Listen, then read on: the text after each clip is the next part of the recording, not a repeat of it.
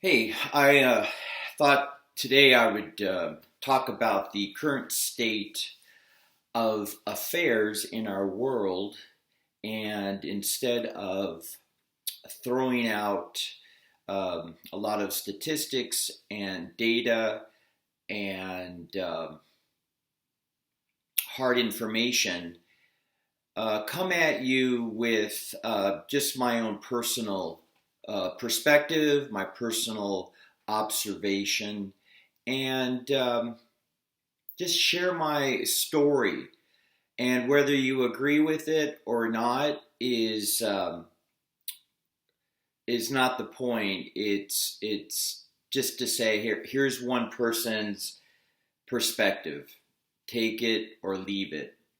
Um, Today, actually, I ended up in a really difficult conversation. Not a difficult conversation, but an unexpected conversation with a man that I just met, and I ended up expressing myself quite passionately, and it wasn't necessarily directed at him, but it all started with him uh, encouraging me to wear a mask, and I unloaded, and it was nothing personal against him, but it was extremely passionate. And the next thing I knew, he was kindly admonishing me to um, to speak more dispassionately, because he started to find what I had to say quite interesting, and he hadn't heard uh, in a perspective like mine. And what I shared with him was that I just had finished a 17-month stint with my family in Taiwan, where I taught school age children English ages 3 to 13. So very, very young children through the age of 13. And I absolutely loved it.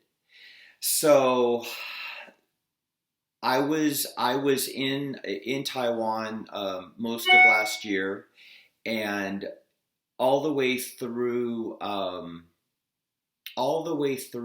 month ago. And so, if I can back up, we first found out or started to hear about this virus around Chinese New Year in the second half of January, and and the public schools were going to start up again. And I taught at a private school, but the public schools were going to start up again at the end of January. So so the government decided to delay attendance for the public school children for it was at least 2 weeks. It might have been 3 weeks. So most of February. Meanwhile, we met with our students and continued on like normal. And then I believe it was in March where the government expanded the mask requirement to everybody, even private schools. And I, I'll be honest with you, I never thought that this was anything to be concerned about. I'm just telling you my personal perspective. The school I worked at, they tried to get me to wear a mask. I I played the game for a few days. I say that I played the game. That's how I looked at it. I wasn't scared of anything. I didn't think there was anything to be scared about. It seemed like a complete overreaction to me. And meanwhile, the children were in class masked up. And it was about that time that my wife said to me, you remember that in November you had those,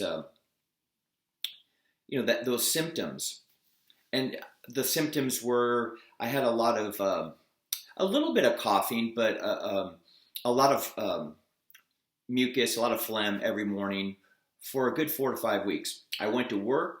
I felt fine, but I could tell I had some kind of a virus I was fighting, because anytime you get a virus in general, those things tend to linger. It's not like a normal cold where you knock it off in 2 or 3 days. It was just something that persisted and wouldn't go away. But again, I felt fine, went to work every day, and finally, probably in early December, it finally went away. And my wife said to me, I think this was in March, she said, "You remember when you had that thing in November? I'm wondering if you actually had that virus." And I said, "Hey, you might be right. I didn't think about that." And this was made me think about the wonderful job that the Taiwan CDC did on the Taiwanese people. They didn't find out about something going on in Wuhan until December 31st, the evening of December 31st. And meanwhile, from what I understand, we know this virus was moving through Wuhan as in early October, maybe even sooner than that. So every day you have flights going back and forth for at least 3 months. Actually, 4 months when you throw in January, most of January, back and forth between Wuhan and Taipei.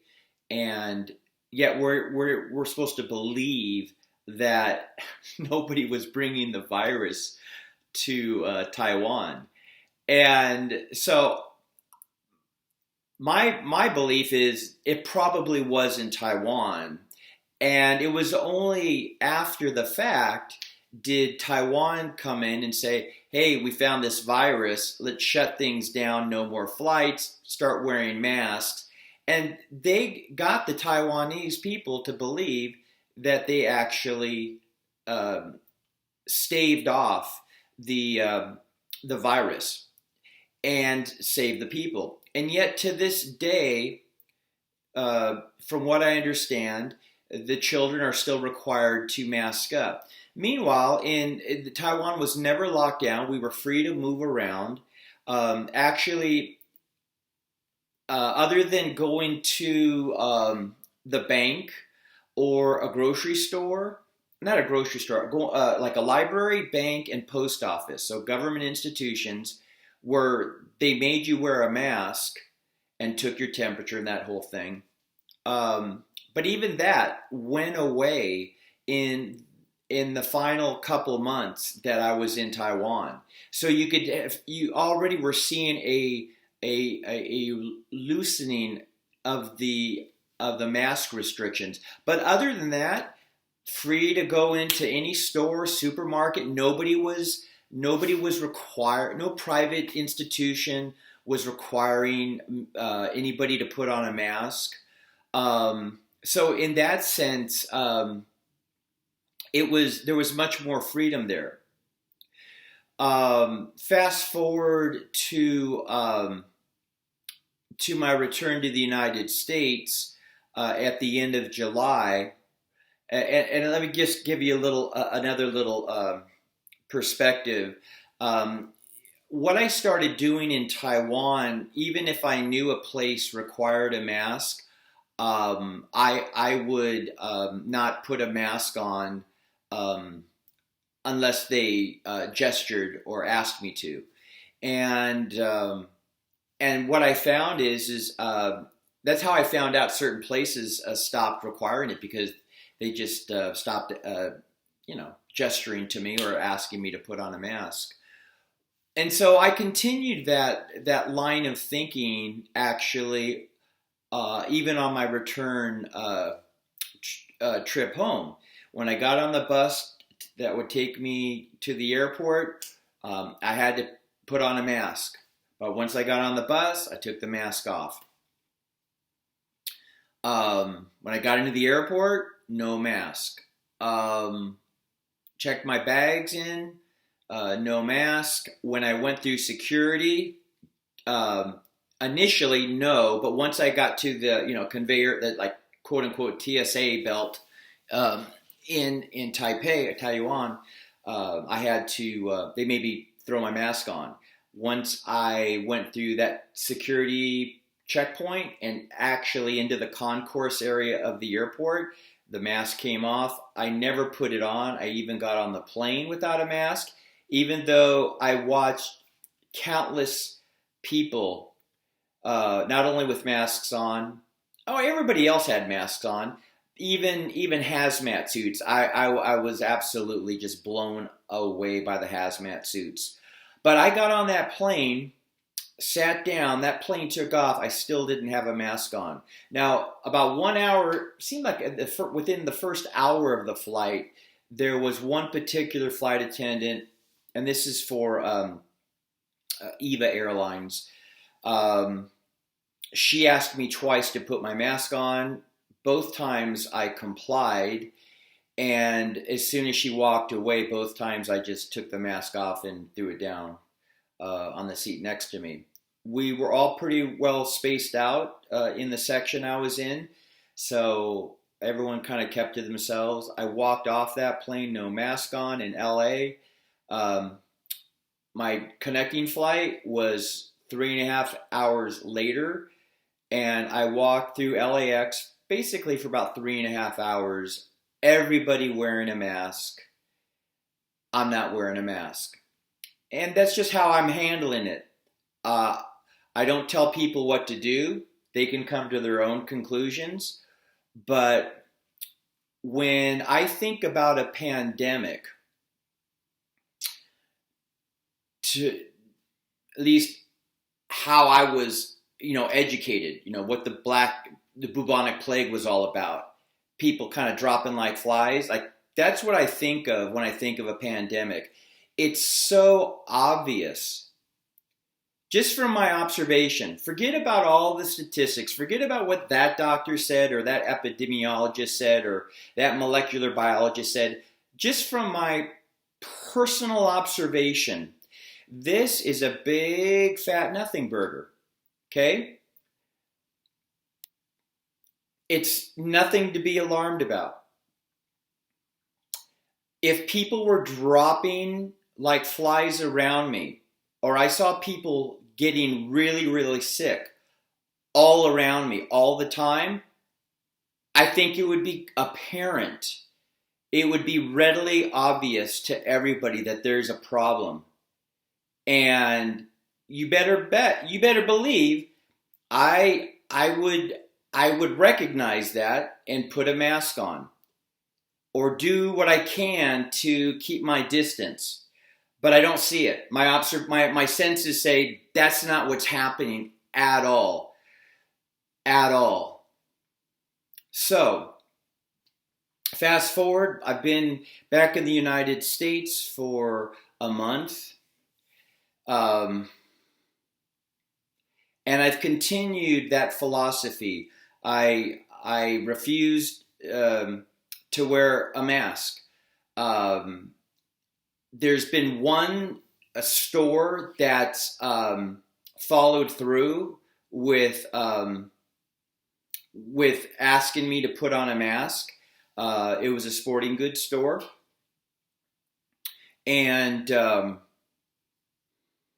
so I didn't put on a mask, but they said I could stand at the front of the store. They offered to bring shoes to me and my son. He wanted to go get the shoes, so I said, well, let's go get a mask for you out in the car. Sent him in with the mask, and then I stood at the front of the store without a mask. But that's the only private company that's actually followed through with, no, you can't stay in here without a mask. I won't mention their name, but it's a sporting goods store, big brand sporting goods store. Every other institution, I've been in urgent care. I've been in the post office. Actually went to worship on Sunday with my family. Their position, they told us at the door, was you can take your mask off when you get inside the sanctuary, but we ask that you put a mask on between the front door and the door to the actual sanctuary, which probably was a distance of maybe 15 feet. And I said, look, I respect what you guys have to do. Totally willing to honor, or just we respect what you guys need to do. We're not looking to cause a problem, but we're not going to put on a mask. We're not going to play that game. Put on a mask to walk 15 feet only to have to take it off. So clearly that then just becomes a show. Like we're just making it look good. And they acquiesced. They said, okay, yeah, no problem. Just come on in. So anyways, the point is I'm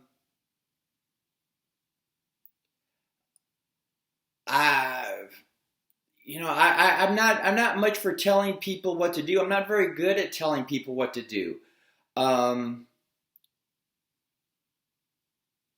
Everyone's got to come to their own conclusions. I'm not even good at telling people, saying, hey, if you want to wear a mask, but don't tell people who don't want to wear a mask to wear a mask. But if you tell me to wear a mask, I'm going to tell you a few different things. I'm not going to yell or scream at you. Although today I got a little bit passionate. I don't know why. What triggered me? But to me, this whole thing is extremely incongruent with what it means to be an American, to be a free person, and to see the acquiescence and the complicity, the voluntary, in many instances, complicity, where our authorities, our leaders, if you will, don't even have to tell us to do this. My fellow citizens, without even being instructed, I'm sure, are telling fellow citizens what to do in this area. It's absolutely mind-boggling. And I could sit here and get into why I think this is silly, but nobody's going to listen to me. I'm not a scientist. I'm not a medical doctor. I just like to think of myself as a thinking person, a person who observes the world around me, a person who was born to breathe in oxygen and exhale carbon dioxide, something that I've done for 57 years now. And now, out of the blue, I'm told to wear a mask, wear something over my face that causes me to breathe in more of my carbon dioxide, causes me to recirculate any viruses or whatever that I'm naturally trying to expel. Just doesn't make any sense at all.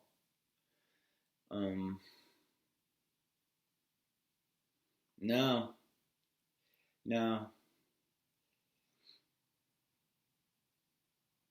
And then the argument that has come into our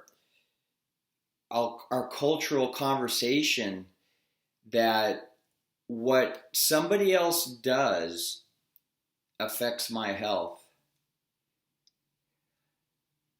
Nobody wants to take responsibility even for their health.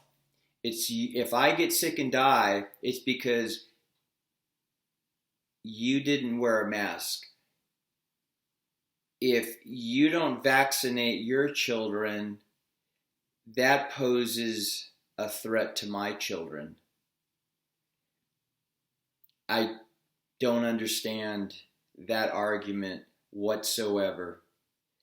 And I don't want to get into the vaccine thing right now, but it's like, if you believe so strongly in masks, if you believe so strongly in whatever, vaccines, over-the-counter medicines, what have you, I would never be so presumptuous to tell you that you shouldn't do that. I respect individual people's right to make their own decisions when it comes to their own health. But we have clearly abrogated our individual sovereignty. And what are we seeing? We're seeing the government step in. And so you see at least I see the lack of critical thinking, the ability for a person to make their own decision based on their own knowledge and what they observe through their own senses. And now they rely on some impersonal political or governmental institution to tell them how to live their lives. And I just find that incredibly sad, and particularly as an American.